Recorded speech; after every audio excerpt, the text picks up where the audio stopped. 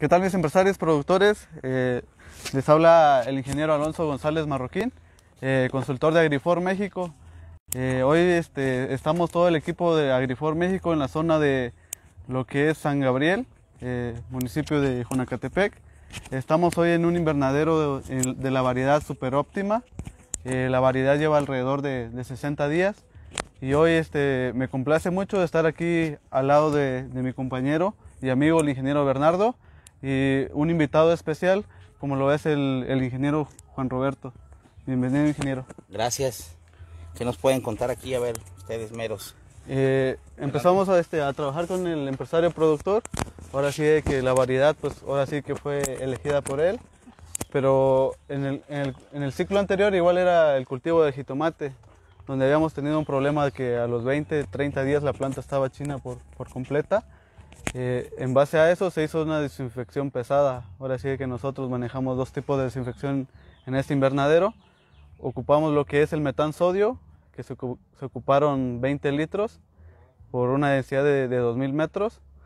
Y a continuación acá le aplicamos también lo que es el peróxido, donde mezclamos peróxido con nuestro extracto de gobernadora 1 litro, 1 litro de nematifin para preventivos para nemátodos. Y ahora sí que también se hizo lo que es, se le agregó el adherente, perdón. Ahora sí que la intención de agregar el adherente es para dispersar un poco más los productos abajo al suelo, ya que sé muchos empresarios productores a veces dicen de qué nos sirve el adherente abajo. Pues ahora sí que nosotros fue esa opción, pero antes de hacer esa desinfección hicimos riegos pesados para tener una buena humedad. Ahora sí que para hacer una buena desinfección nosotros siempre recomendamos dar riegos pesados para posteriormente meter la desinfección. Y sí, pues aquí prácticamente, como ya lo mencionó el ingeniero Alonso, pues hicimos esa práctica, ya que pues anteriormente pues había tenido estos antecedentes el cultivo, como ya lo mencionó, que a los 20 días pues tenía problemas, pues de la que comúnmente se le conoce como enchinadera. Entonces ahorita pues gracias a Dios vamos bien, no tuvimos ese problema. Al principio tuvimos unos pequeños problemitas ahí con el ingeniero Alonso, donde estábamos comenzando aquí lo que se conoce como chupadera. Entonces hicimos aplicaciones, lo controlamos, gracias a Dios. Después nos empezamos a encontrar plantitas con síntomas igualmente de Clavibacter, que todos señalaban a Clavibacter.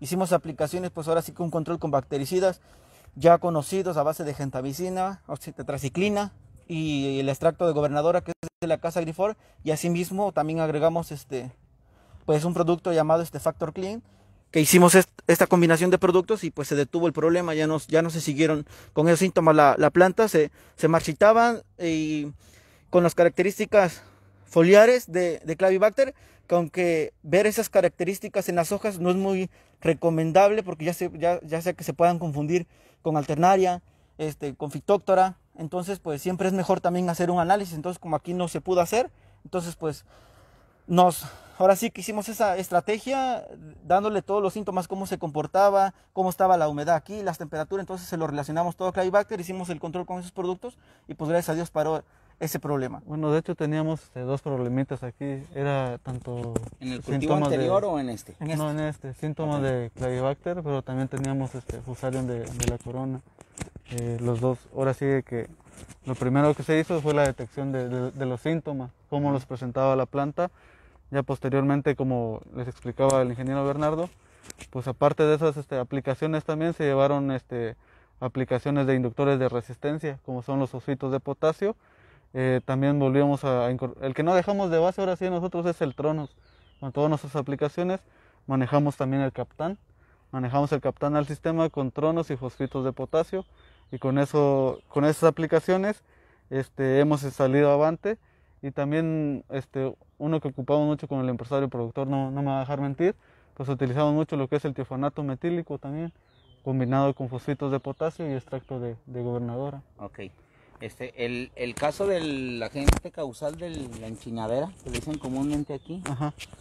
¿Cuál es qué es la enchinadera? Bueno, aquí prácticamente aquí hay por 5 factores, que siempre también para decírselo que atribuírselo a un virus, aunque estemos presentando los síntomas y poder descartar que sea ese agente, pues aquí prácticamente por las condiciones, pero lo que más ataca aquí hemos tenido problemas del virus del rizado. Entonces es uno, por todos los síntomas que se muestran en la planta, el enchinamiento hacia arriba, como lo dice, las hojas cloróticas, que son los síntomas principales, ahora sí que de y más aparte porque también se tiene, ahora sí que el transmisor en este caso, pues que es Bemisia tabaci. Entonces hay que ver también si tenemos la presencia de vectores, ya que también a veces puede venir contaminado de semilla, o lo que yo siempre le digo a los productores, que también no se tiene una inocuidad desde que es el inicio de la plántula, no de ellos, sino de donde se manda a germinar y el proceso de cómo se trae. Aquí tenemos, pues ahora sí que en esta zona de Morelos, pues tenemos bastante problemas de mosquita blanca, y más ahorita que ya se vienen las temperaturas, es algo que no vamos de aplicar, entonces es más el problema aquí que tenemos de rizado. Ok, miren, es muy importante, ya en alguna ocasión que nos tocó compartir, nosotros aquí con el Inge Berna, en un viaje que tuvimos, estuvimos platicando en el vehículo, precisamente de esa cuestión, ¿no?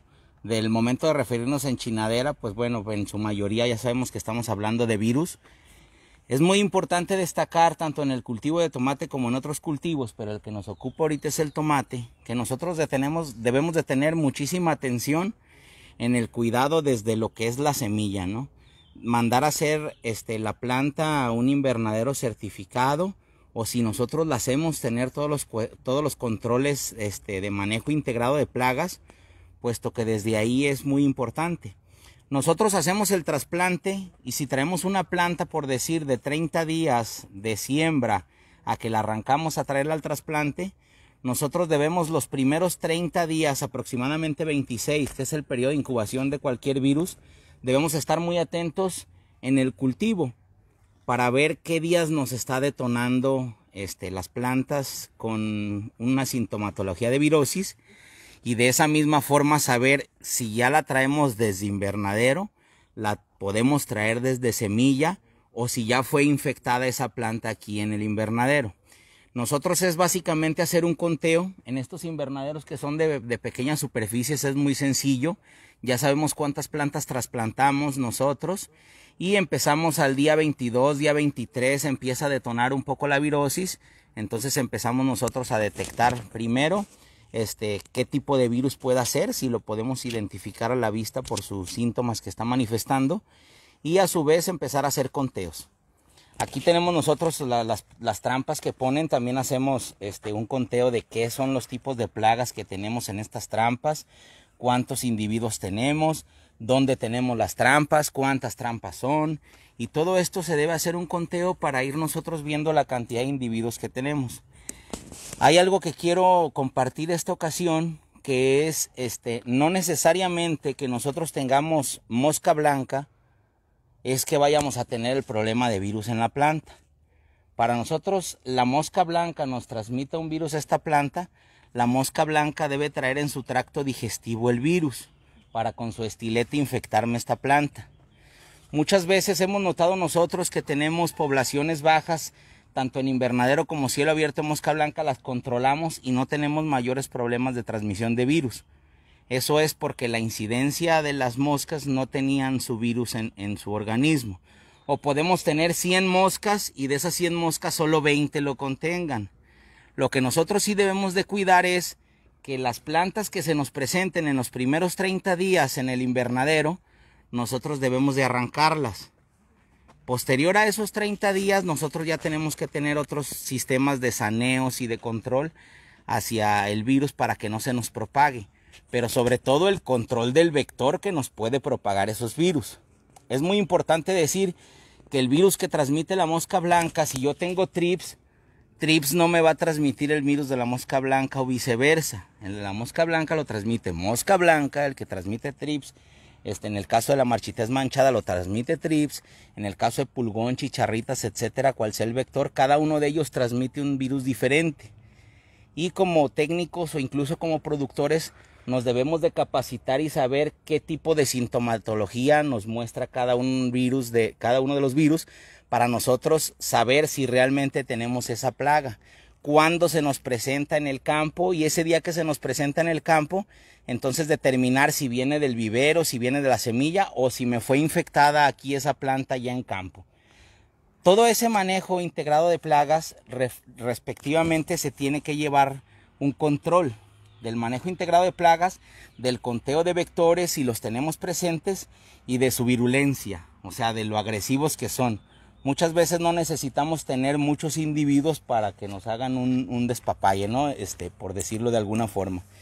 Entonces, yo en realidad aquí veo unas plantas muy buenas. Felicito aquí a las personas del equipo Agrifor. Ahorita lo vamos a ver un poco ya más a detalle.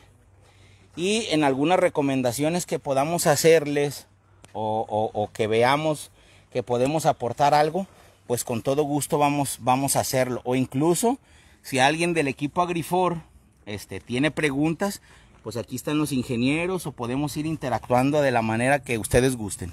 Por ejemplo, ahí lo que dicen a veces, el de la virosis también, a veces se confunde mucho con lo que es pseudomonas también. A veces las van chinando desde chiquitas las hojas.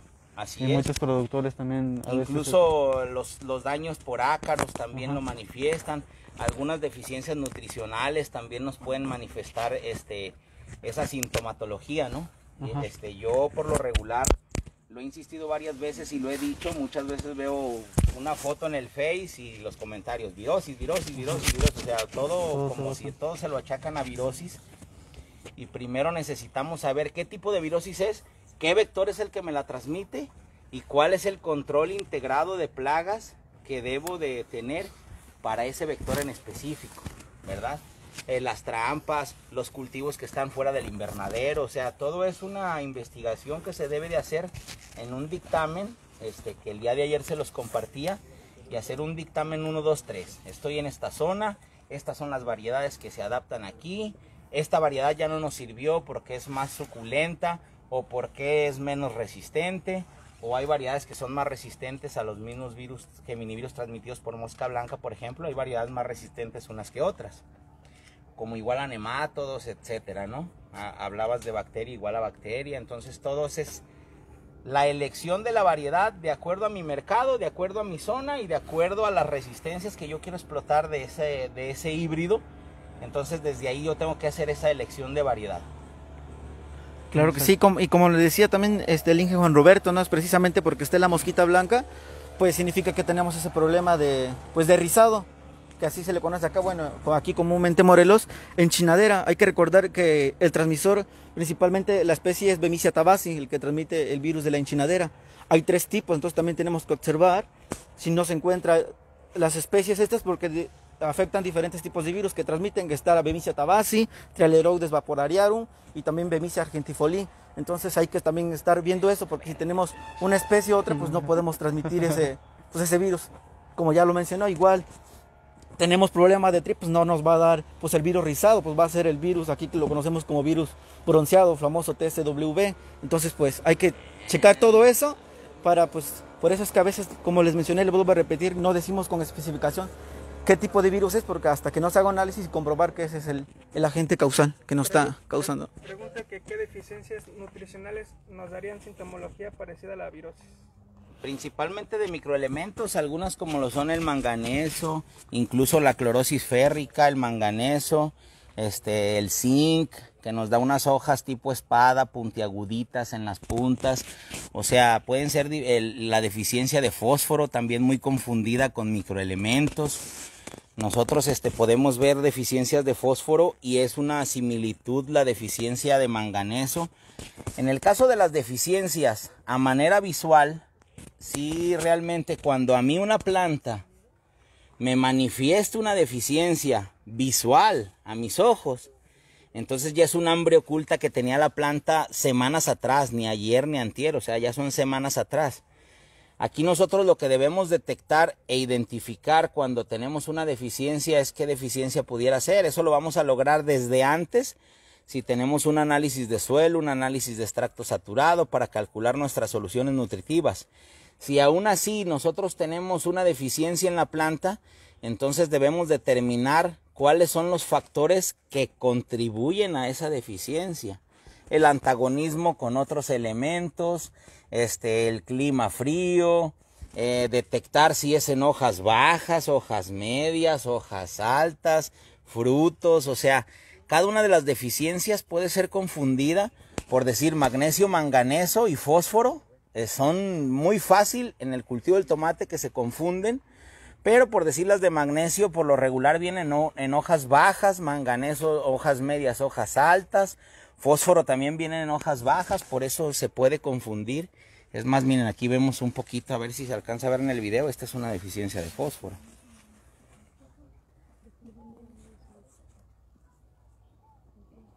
Esa es una deficiencia de fósforo, que puede decirse o confundirse que pudiera ser magnesio, pero a la altura que la estamos encontrando, magnesio por lo regular se manifiesta en hojas bajas. Magnesio sufre por temperaturas bajas. Magnesio sufre por un antagonismo con otros cationes de intercambio en el caso del suelo. Entonces todo eso nosotros al momento de determinar una deficiencia, si tenemos el conocimiento para hacerlo en forma visual, lo hacemos. Si tenemos el equipo para realizar el análisis, lo realizamos. Si tenemos ya el análisis, lo interpretamos. Y si no tenemos nada de eso, entonces tomamos la hoja y la mandamos al laboratorio para determinar cuál es la deficiencia.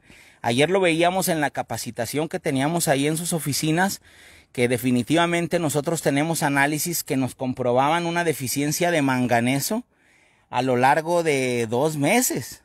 Y hacíamos un análisis de absorción atómica de tejido vegetal y nos salía deficiencia de manganeso.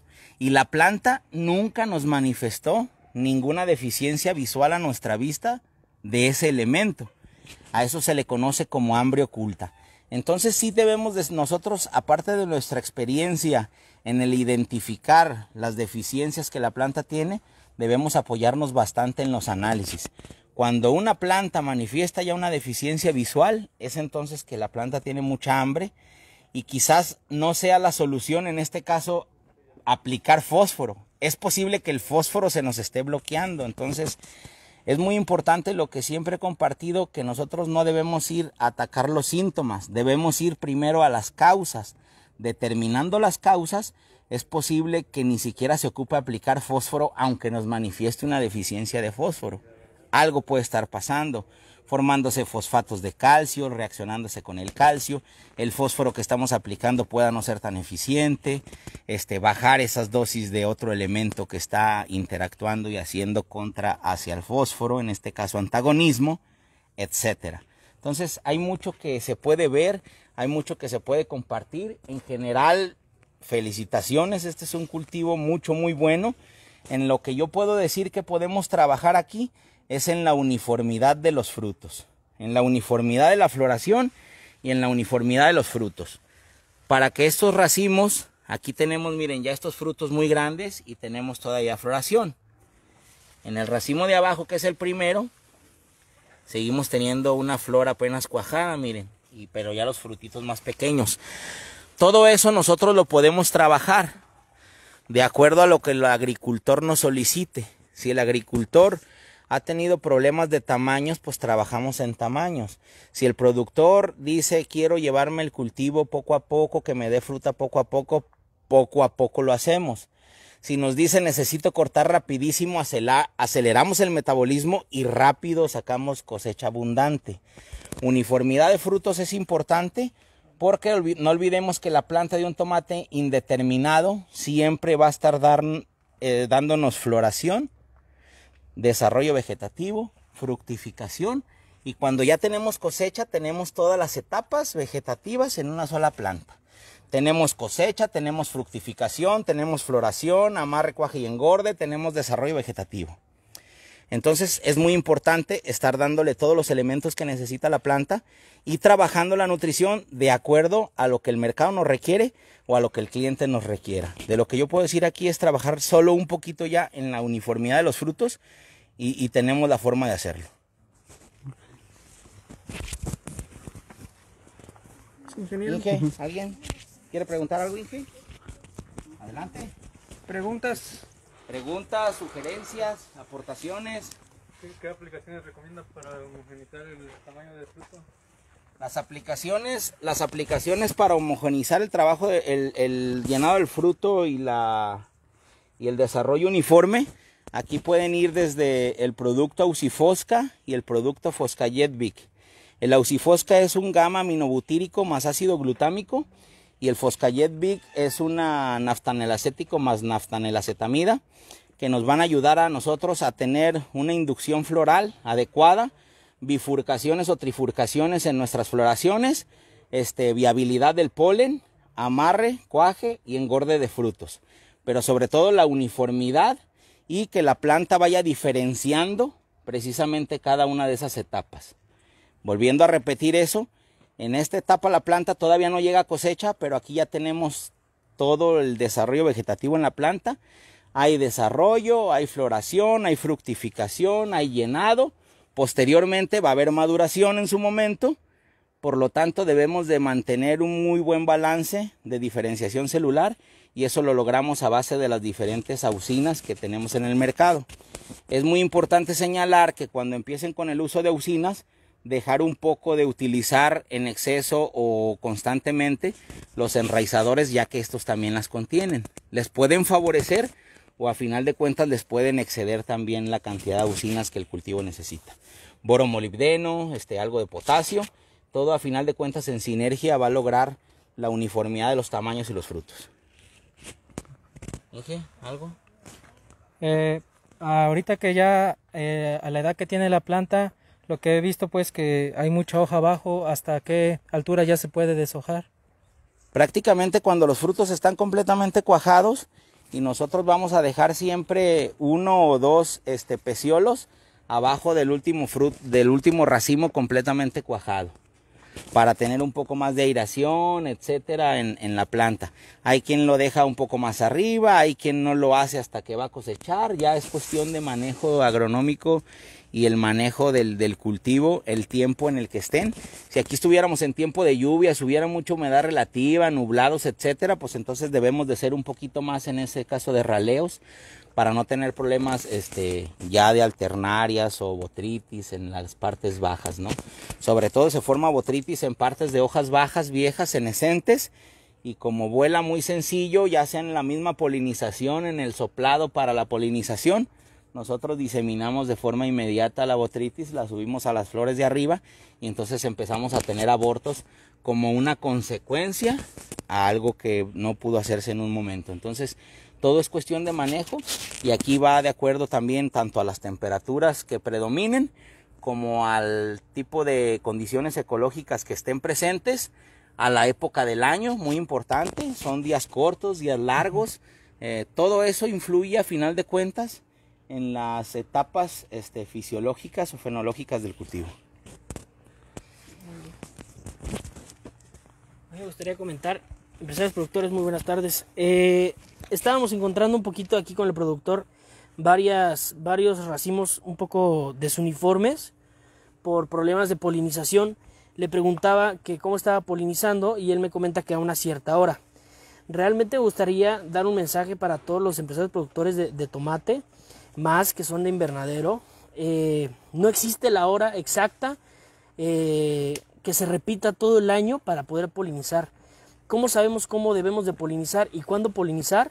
Cuando nosotros en nuestro higrómetro podamos ver una temperatura de 23 a 26 grados y con una humedad relativa de 60% en nuestro ambiente. Así que ningún día de todo el año se va a repetir la misma hora. ¿Se podrán acercar las horas? Sin duda. ¿Qué es lo que yo les recomiendo?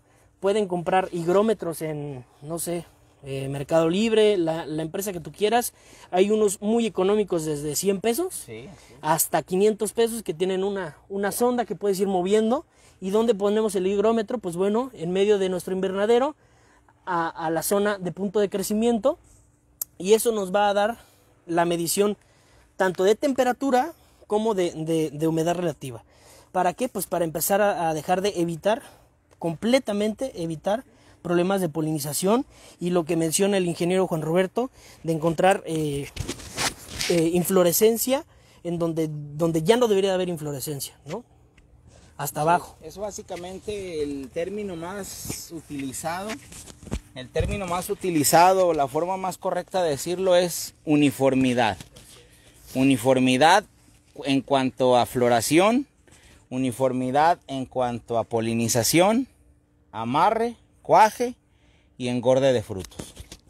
Entonces, manejando la uniformidad es una combinación de los nutrientes y las soluciones nutritivas que nosotros vamos a emplear y el manejo hormonal y de reguladores de crecimiento que a la vez también se utilizan.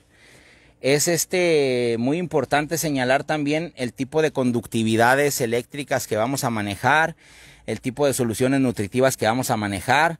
Son soluciones nutritivas lineales o las vamos a manejar de acuerdo a la etapa por conductividad o etcétera, ¿no?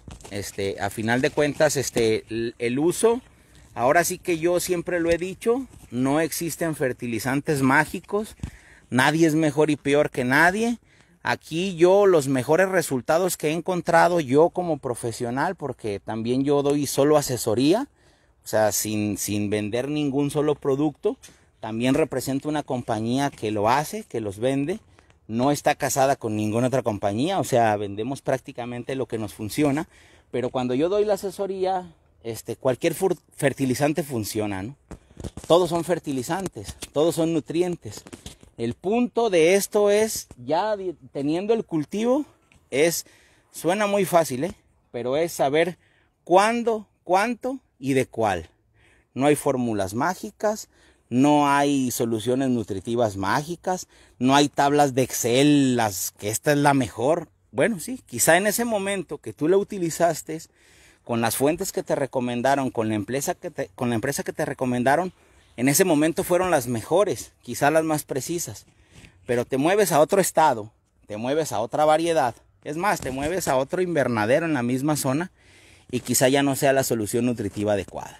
Siempre todo es observar, identificar, medir, lo que no se mide no existe, análisis, etcétera, ¿no? Ahorita vamos a hacer unas pruebas, unas mediciones de conductividad eléctrica, y en el caso de los fertilizantes, les digo, más bien no es por, a mí los laboratorios tampoco me dan nada, ni me pagan, ni mucho menos, pero yo siempre recomiendo análisis, ¿no? Yo no tengo un tacto de biología molecular ni una vista de absorción atómica como para darles una radiografía de la planta y decirles qué es lo que necesita. Puedo darme una idea en base a la experiencia de años de algunas cosas, pero no de todas. O sea, no soy ni tampoco el gran experto. Sin embargo, viendo la planta y viendo el desarrollo, puedo aportar algo en lo que me llega a mi análisis. Si yo tengo equipos de medición rápidos para en un momento tomar decisiones, también lo puedo hacer, como es en este caso. Ahorita, bueno, estamos grabando en vivo. Sería importante hacer el de savia, pero con el refractómetro. Hay una técnica por medio del refractómetro para ver la cantidad de grados Brix que tenemos en la savia y qué variaciones puede haber en esos grados Brix. Si es una línea difusa, si es una línea recta, y eso nos puede ayudar a interpretar la sanidad de la planta como tal, y si esa planta puede ser tolerante o resistente a enfermedades, a inclemencias del clima, o qué tantos azúcares tiene para la producción que nos viene por delante. Ahorita, si alguien quiere hacer una pregunta, nos preguntan ahorita, Inge, que cuál es la consecuencia de acelerar el metabolismo de la planta, como lo mencionaba hace rato. Como lo mencionaba, en el caso de acelerar el metabolismo de la planta, nosotros va a variar de acuerdo a lo que nosotros necesitamos. Comentamos nosotros que si el cliente nos dice, yo necesito cosechar ya, sí lo podemos hacer. ¿Por qué? Porque hay precio, porque me van a cerrar la frontera y estoy exportando, porque tengo límite de tiempo entre aplicación y cosecha, porque ya tengo una nueva plantación, que ya mandé a echar mi planta al invernadero de mi siguiente ciclo, porque voy a hacer un interplanting. Por cualquier situación, yo puedo acelerar el metabolismo de la planta por necesidad, no porque sea lo mejor. Puede ser lo mejor para lo que necesito en ese momento, pero no es que sea lo mejor hacerlo. Pero sí se puede y existen muchísimos ingredientes para hacerlo.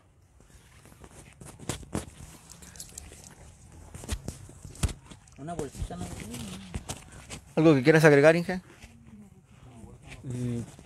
Bueno, pues ahorita como les mencionaba el ingeniero también, pues ahorita nos enfocaríamos más a las correcciones de homogeneización de frutos, y pues a mi parecer también a los 60 días que lleva la planta, pues ahora sí que nos parece que vamos bien.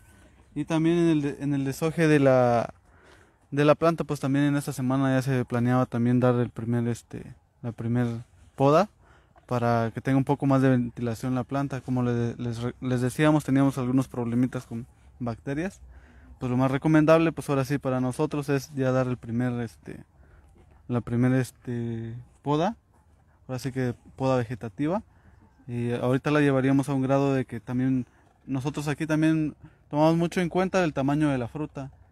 Ahora sí que nos basamos en un tamaño medio, y con eso pues ya también nosotros en base a eso ya damos la primera poda de hojas. Ya lo último, ya para cerrar el video, nos preguntaban ahí que cómo podemos diferenciar del virus rugoso. Bueno, por aquí en la experiencia que hemos tenido con el Inge Alonso y los invernaderos que hemos estado a cargo, pues aquí prácticamente hasta ahorita no hemos tenido problemas del virus rugoso. Sí hemos tenido virus del mosaico del tomate, pero ahorita virus de rugoso aquí en Morelos no. Hemos tenido en otras partes como en Querétaro este problema. ¿Cómo puedes diferenciarlo? Prácticamente estos síntomas comienzan, su nombre lo dice, va a sonar muy repetitivo, virus rugoso. Puede empezar directamente en el fruto con unas manchas color café, o directamente nos vamos al punto de crecimiento también y se logran ver ahí, pues ahí el mosaico con ahora sí las hojas arrugadas con manchitas amarillas, así diciéndolo así, y es la forma que tú puedes ver con los síntomas que tienes del virus rugoso. Pero obviamente siempre es mejor hacer un análisis para que estés seguro. Si no se encuentra pues otro tobamovirus ahí, aparte pues del virus rugoso, siempre es también recomendable pues hacer el análisis. Pero son esos síntomas que tú puedes ahora sí que diferenciar entre una deficiencia o si estamos ahí directamente el rugoso, ya sea en el fruto directamente o en el punto de crecimiento, que se empiezan a formar los mosaicos con las hojas enrolladas y rugosas. Entonces espero que les haya servido esta respuesta, y bueno, pues ya para despedirnos. Y una pregunta más, dice que ¿cómo se puede prevenir o controlar el mosaico amarillo? Ok, eso como ya lo mencionábamos anteriormente, puede venir a veces que no se tenga una buena, ahora sí que inocuidad desde la semilla donde se manda a germinar. Entonces siempre también hay que tener mucho cuidado, que es una de las prácticas que aquí a veces hacen los productores en Morelos, que dejan las charolas afuera del invernadero, y aquí comúnmente se le llama que las van curando y las van metiendo. Entonces en ese momento, cuando se dan cuenta, pues ya están infestadas de mosquita blanca.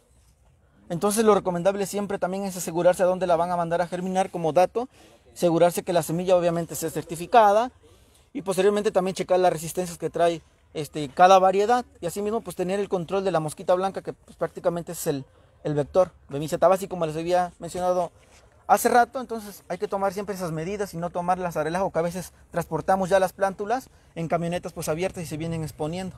Entonces hay que tener esos detalles muy presentes para poder prevenir esto. Bueno, sí, que ahí ya sería la inocuidad que se le da a la semilla también, porque ahora sí que el jitomate ya depende de muchos factores. Ahora sí que a mi gusto es una de las plantas más así que un poco más enfermizas en cuestión a virosis, bacterias o hongos. Ahora sí que es una planta susceptible, que ahora sí que, como les mencionábamos hace rato, todo va a depender también de la resistencia que traiga cada semilla, cada híbrido, porque hay híbridos también que son resistentes a este tipo de virus.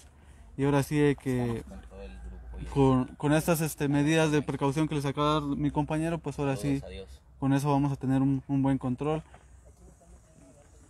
Y igual decirles, pues no porque tenga resistencia pues significa que la planta pues no le va a pasar nada. Entonces también hay que siempre estar haciendo estas aplicaciones preventivas y pues ayudarle a la planta. Si ya de por sí es resistente, pues hay que ayudarle, no dejarle todo al paquete que ya trae cualquier variedad. Entonces pues nos despedimos más por el momento, y pues recordarles que juntos somos la fuerza del campo de México.